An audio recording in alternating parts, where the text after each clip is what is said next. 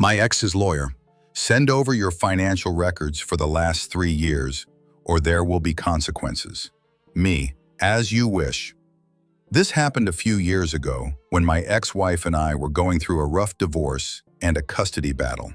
While we were still married, we had a couple of casual conversations about how rich people hide assets to avoid taxes. I never had the kind of money to pull something like that off, but for some reason, she convinced herself I was doing shady stuff and told her lawyer I was laundering money and hiding income. Most likely, she just blurted it out in the heat of the moment. Divorces in custody cases tend to bring out this kind of nonsense. To put things in perspective, I couldn't even afford a lawyer, so I represented myself in court. Her lawyer wasn't a total jerk, but he definitely talked down to me like I didn't deserve to breathe the same air. One day, I got a letter from him demanding updated income statements and 3 years' worth of financial records, with an extensive list of what needed to be included. At the time, I owned a startup in the telecom space that was barely staying afloat. I was trying to build a business with no funding while finishing an MBA on scholarships and loans. So any expense, even printing, mailing, or a 30-mile trip to his office, meant I'd be living off peanut butter and saltines for a week. I called the lawyer to explain my situation. He literally called me a liar and refused to believe I was too broke to deliver those documents. His demand threw me off, and I told him he was wasting time I could be using to work. His response is burned into my memory. Based on your income statement, you don't seem very busy. What do you even do all day? Then he added that if he didn't get the documents, he'd assume my previous financial declarations were fraudulent, report me to the judge, contact the DA, and notify the IRS. It was probably an empty threat, but I wasn't a lawyer and I didn't want to risk it. And then I had an idea. One of the services my startup offered was electronic fax, e-fax. At the time, it wasn't very common yet. I asked him if they had a fax machine. He said yes, they had one of those all-in-one printer fax copier things. Then he added, "What kind of lawyer doesn't have a fax machine?" Perfect. I thought, all right then, I'll gather the documents and fax over whatever I can. You want 3 years worth of financial records, jackass? You got it. I scanned every single receipt I could find into PDF. A 5-year-old McDonald's receipt? Why not? A 3-foot-long CVS receipt? Perfect. I even threw in a coupon for $1 off toothpaste. I downloaded every bank statement, credit card report, supplier invoice, and client bill I could find. I exported the full 3-year accounting log to PDF, monthly, quarterly, and annual reports, balance sheets, cash flow statements, profit and loss reports. I included my tax returns for the past 3 years and every single letter I ever received from the IRS, including the ones that just explained my rights. It took me a while, but I got it all done a few days before the deadline. I gave the cover page a sleek look, black background, white text. Each section started with a giant landscape-oriented title page. Receipts 20XX, taxes 20XX, and so on. I merged everything into a single PDF, over 150 pages, and sent it through my e-fax service. An hour later, I got a notification. The fax didn't go through. Strange.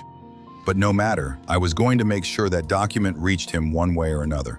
I configured my e-fax system to keep resending the file indefinitely until it went through. Still, I kept receiving error notifications.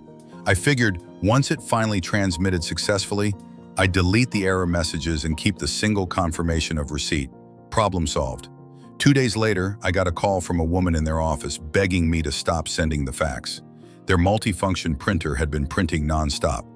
The paper kept jamming, the ink was running out, and they had to constantly reboot the machine. I calmly explained that her boss demanded I send these documents before the deadline or he'd report me to the DA and the IRS.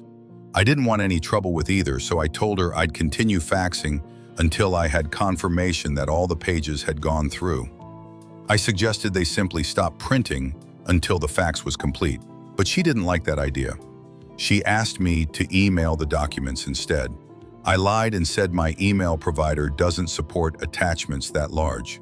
I added, unless your boss cancels the request in writing or reimburses me for printing and mailing costs, I'll keep sending the pages one by one until everything is delivered. She hung up. Then the lawyer himself called. He said, "Forget about sending the financial documents." I replied, "I'll need that in writing. Until then, I'm going to keep sending them." There was a long pause, then a click. 20 minutes later, I received an email from his assistant with a PDF attachment formally stating that I was no longer required to provide the financial documents. At the end of the message, there was a vague threat about suing me for interfering with their business operations. After that, the lawyer never brought up subpoenas, lawsuits, criminal charges, or financial disclosures again. A few weeks passed after I finally shut down the financial interrogation from my ex's lawyer. I expected some kind of backlash, another demand, a court summons, maybe even a claim that I jeopardized national security with the number of fax pages I'd sent. But everything was quiet, suspiciously quiet. I focused on work. The startup was slowly gaining traction.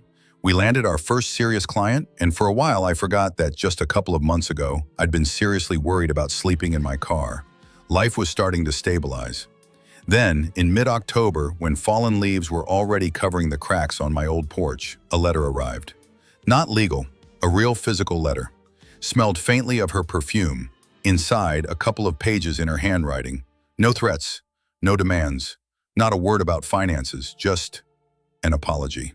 She wrote that she hadn't realized how much pain she'd caused me throughout the divorce and custody battle, and that now, looking back, she felt ashamed.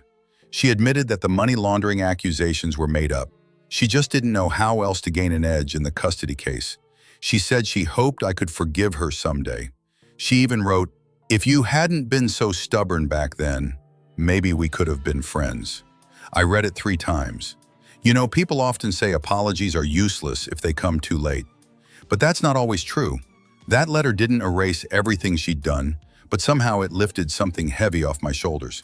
Something I hadn't even realized I was carrying. A few days later, I wrote her back.